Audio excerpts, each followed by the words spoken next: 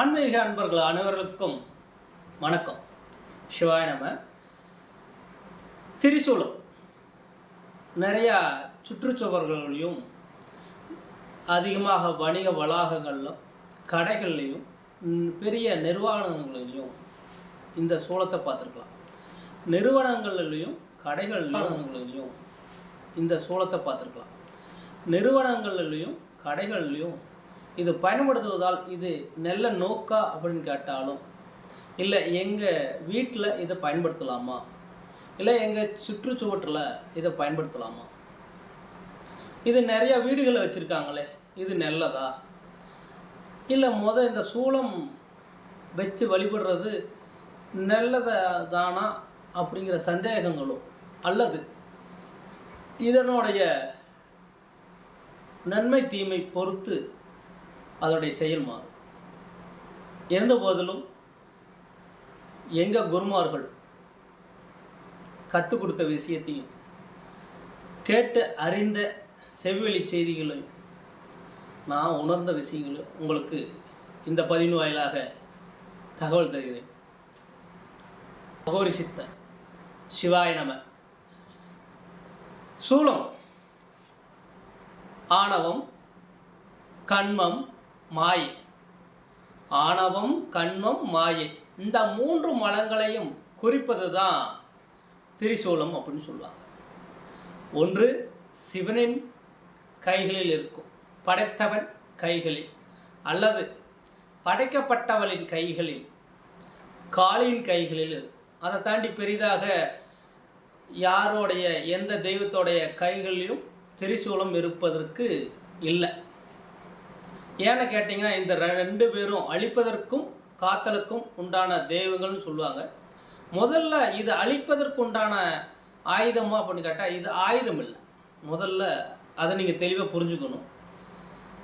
ஆயுதம் ஏன் இல்லை அப்படின்னு சொன்னால், ஆயுதத்தை எதற்காக பயன்படுத்தினாங்க அப்படின்னா, முதல்ல உங்களுடைய புத்தியிலேயும் உங்களுடைய மனசில் இருக்கின்ற எதிர்மறை சக்திகளையும் எதிர்மறை எண்ணங்களையும் உங்களுடைய தேவையற்ற உடம்புக்குள்ளே இருக்கின்ற நய வஞ்சகங்களையும் போக்குவதற்கு, அதாவது ஆணவம், கண்மம், மாயை இந்த மூன்று மலைகளையும் சொல்லுவாங்க.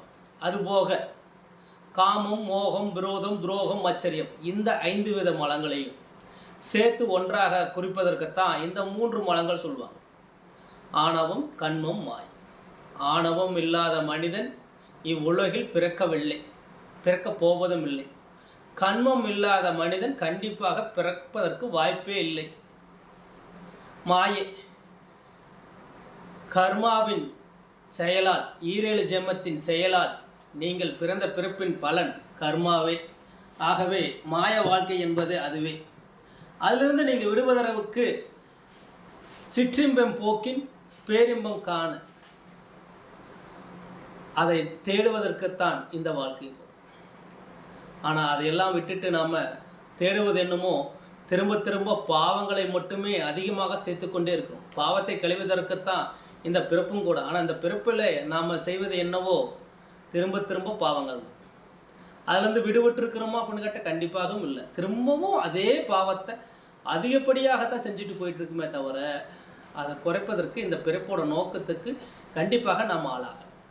இந்த திரிசூலம் நம்மளுடைய வீட்டு சுற்றுச்சுவர்களையும் நிறைய கடைகளையும் நீங்கள் பார்த்துருந்தீங்கன்னா கண்டிப்பாக அது நல்லது செய்யுமானா கண்டிப்பாக நல்லது செய்யாது.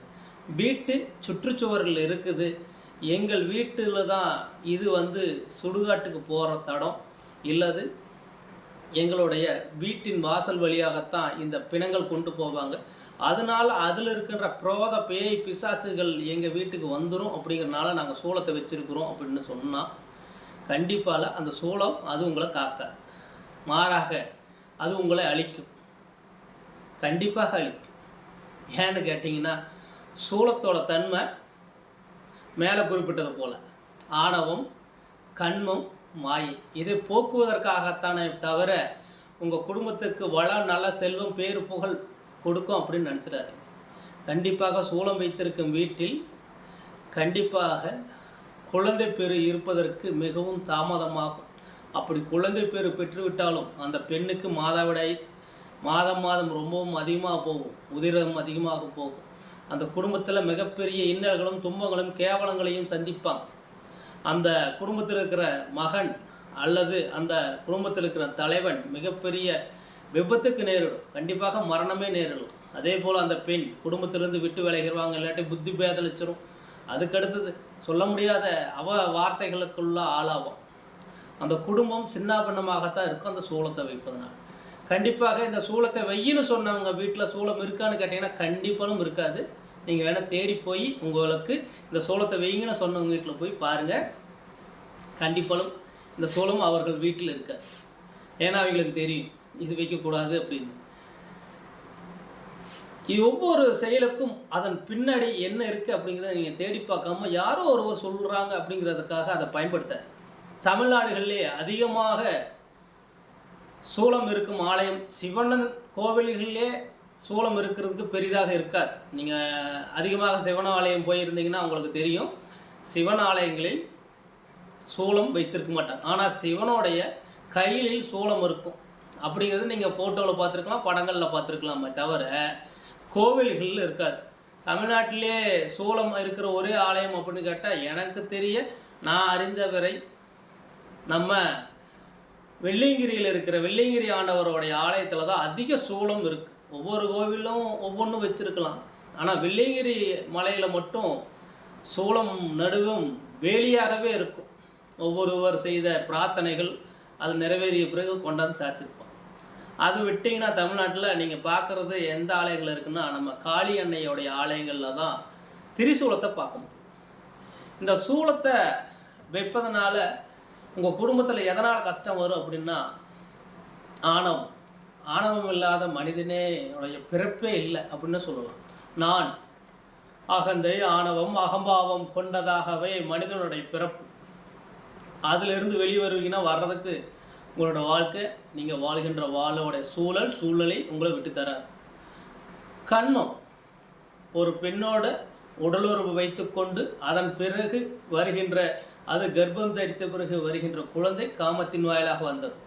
மோகம், இந்த பொருளை வாங்கணும், கார் வாங்கணும், பேர் வாங்கணுங்கிற மோகத்தில் அடிபடுவது, அதுதான் கண்மம்.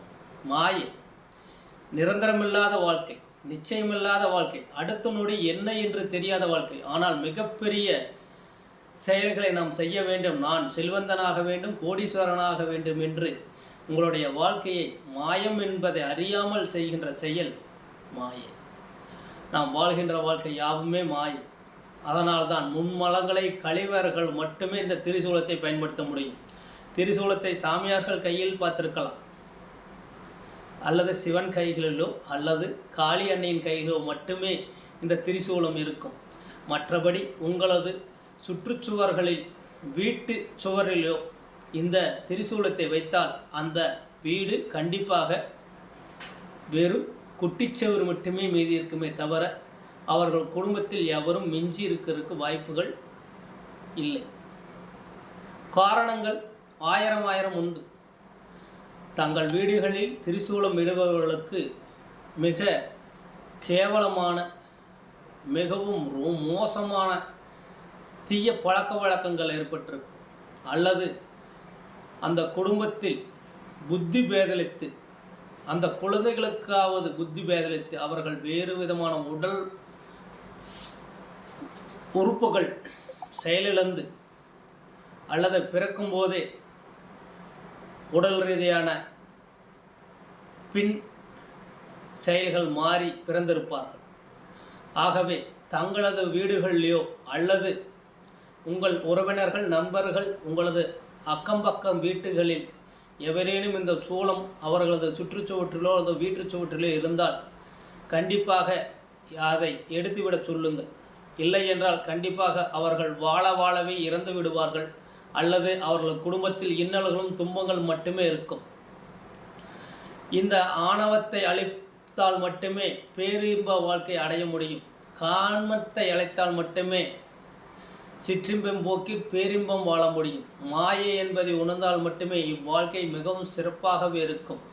நமது வாழ்க்கை என்பது வாழத்தானே தவிர இதில் போல தேவையில்லாத செயல்கள் யாரோ சொன்னதை கேட்டுக்கொண்டு உங்களுடைய மிக மகிழ்ச்சியான வாழ்க்கையில் இருந்து விடுபட்டு விடாதீர்கள். தயவுசெய்து உங்களுடைய அக்கம்பக்கத்தினரிடம் அல்லது உங்கள் உற்றார் உணவினர் நண்பர்களிடம் இந்த தகவலை உங்களுடைய வார்த்தைகளாக அவர்களுக்கு பகிர்ந்து விடுங்கள். சிவாய நம.